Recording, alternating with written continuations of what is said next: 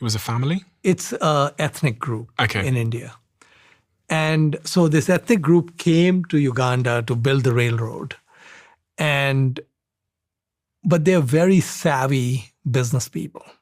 And over the course of the last 100-odd years, when they were in Uganda, through their dhando methods of doing business, they became very successful entrepreneurs, and they controlled large parts of the Ugandan economy. And Idi Amin came to power in Uganda in the 1970s. And he said, Africa is for Africans. So what he did is he threw all the Patels out and he nationalized all their assets. So now the Patels were stateless. The US took them in, the UK took them in, Canada took some of them in.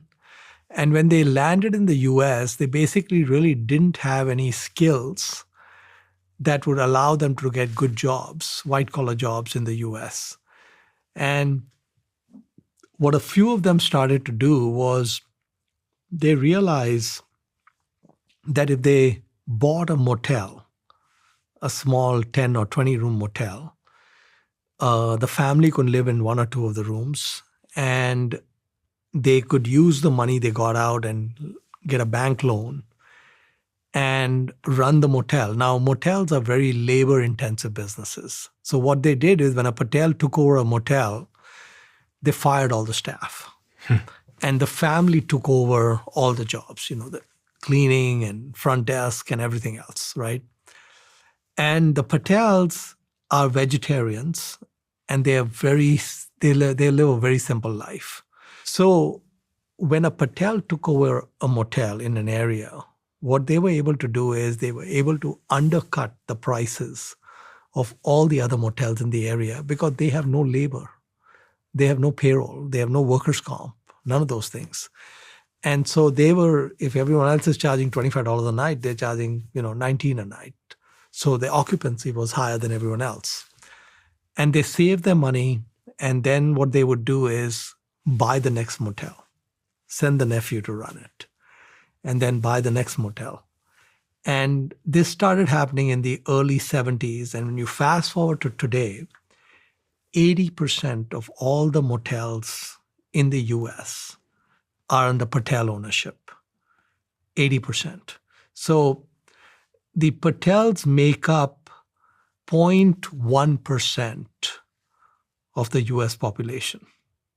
Indians make up about little over 1%, maybe 1.2, 1.3%. Just 1/10 of that is the Patels. And this 0.1% population is controlling 80% of the motels in the country. And it's because of the dhando way. So if I want to steal from the Dando way, you told me it's good to be a copier. What are the principles of the Dando way that I need to be thinking about? Because I think was there 9? Yeah, there was 9 principles in total in the book. Well, the most important one is heads I win, tails I don't lose much. Everything we discussed today, Stephen, is heads I win, tails I don't lose much.